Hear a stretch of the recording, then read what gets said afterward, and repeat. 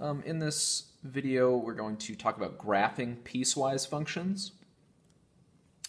Again, in my printer, kicked example 10 down here, so I'm just going to skip example 10. That's a good one to practice on your own at the end of the video, and then check it with the key. So I'll do 9 here, and then I'll maybe do 2 examples from 11 through 13. I'll let you practice number 10 and whichever one we don't do on the back. Okay, but example number 9 here. So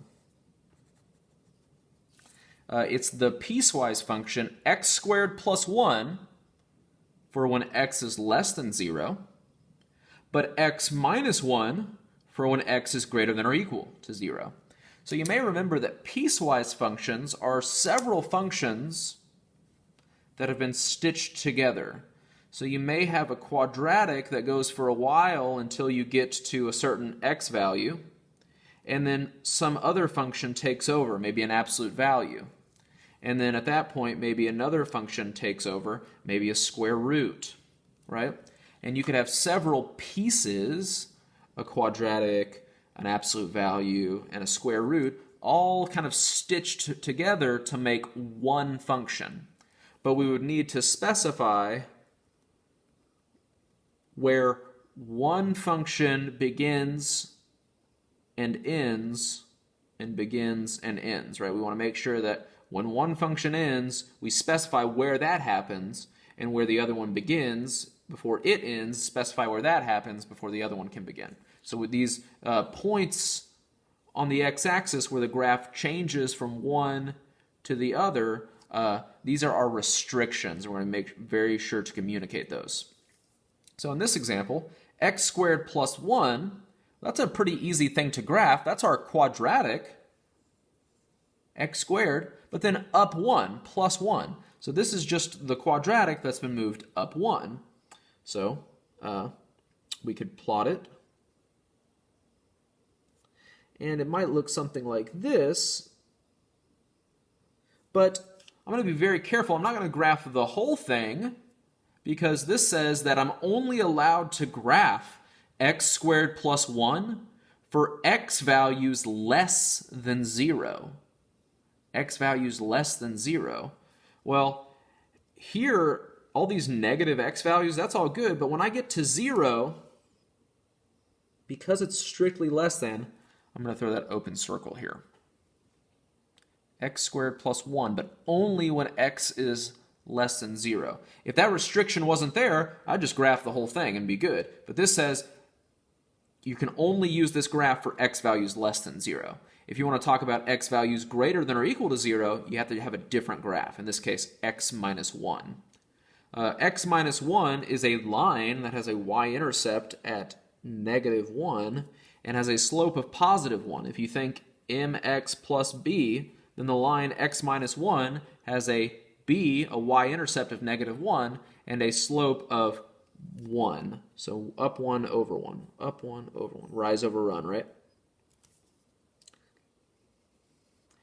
And it might look like this. Notice I don't go into the x values that are less than 0, because that's not what the restriction commands. I'm only allowed to graph x minus 1 for x values greater than or equal to 0, hence the closed circle at 0. So this function right here has this as its graph. Okay? Try 10 on your own, and then check it with the key. So maybe watch the rest of the video and come back to 10. Maybe we do 11 and 13. So I'll let you look at 12 on your own at the end of the video as well, and then check your work against the key. So for 11 looks a little more complicated just because there's 3 pieces now, and they give us very specific restrictions. So x plus 7, that's a pretty easy line with a y-intercept of 7 and a slope of, even though it's not explicitly told, 1, or if you want 1 over 1, so you can get that rise over run going. So we could graph x plus 7 pretty easily, but with piecewise functions, we always want to be careful of the restrictions. So I'm only graphing x plus 7 between the x values of -7 and -3. So where are those? So 1, 2, 3, 4, 5. Sorry, 1, 2, 3, 4, 5, 6. Okay, here's -7. Where's -3? 1, 2, 3. So here's -3. So I'm going to imagine the line x plus 7, but I'm only going to consider it for x values that are bigger than -7, but less than -3. So the only portion or piece of that graph should occur between those x values. Everything else we are not including. So x plus 7, let's try and graph that. Y-intercept of 7, so 1, 2, 3, 4, 5, 6, 7, has a slope of 1, so up 1, right 1, up 1, right 1, or in this case, back.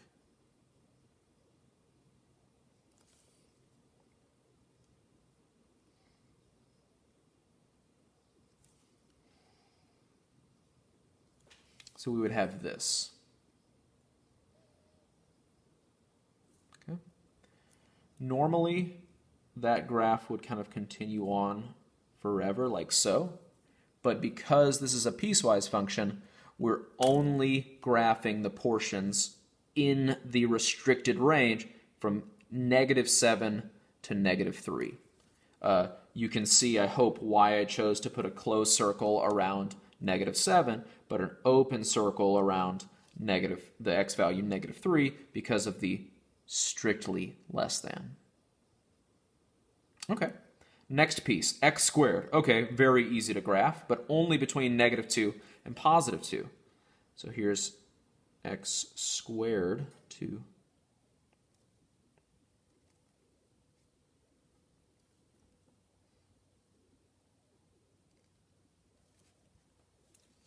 And there it is. That's the graph of y equals x squared. Again, normally, this thing would continue on forever, but we're just narrowing our focus to between x values of -2 and +2. So all that stuff that's outside of those x values is to be ignored here. And since they both have the kind of or equal, that bar underneath, I could cap these off with closed circles. Awesome. And then the last one, from an x value of 2 to an x value of 7. So here's 2, 3, 4, 5, 6. Here's 7. We're graphing the function y equals 5. Well, that's a very easy function to graph. Y equals 5 is just a flat line at a height of 5. From 2 to 7. And there we have it. And I hope you see why the open circles were necessary, because of the strictly greater than or less than. And there's our function. Again, for the last time, normally this would have gone on forever if we just graph y equals 5, but because of those restrictions, we had to cut it off. Okay, you're going to try 12 on your own at the end of this, and then the last thing for this set of videos is example 13.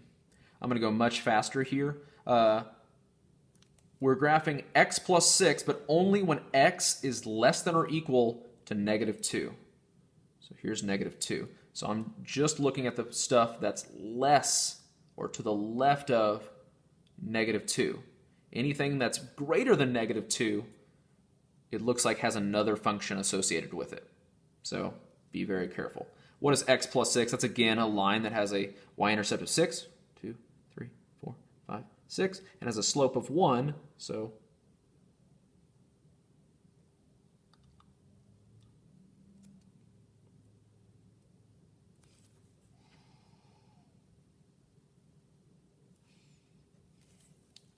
normally that line would just go up like this through 6 on the y-axis, but we're cutting it off at an x value of -2. So anything less than or equal to -2 has the function x plus 6 associated with it.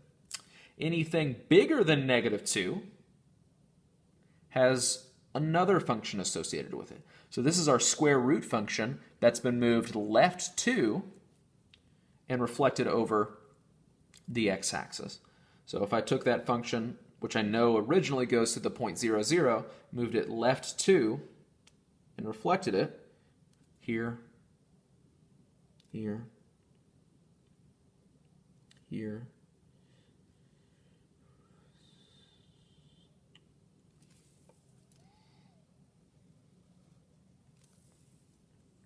should look something like this. Okay, I graphed this function, I moved it left 2 and then reflected over the x-axis from its original square root x parent state. And because of the strictly less than, put the symbol there, open circle. Okay, and that is piecewise graphing. Again, go back and try number 12 and number 10 on your own, and then check your work against the key. Okay, and that's piecewise functions so far.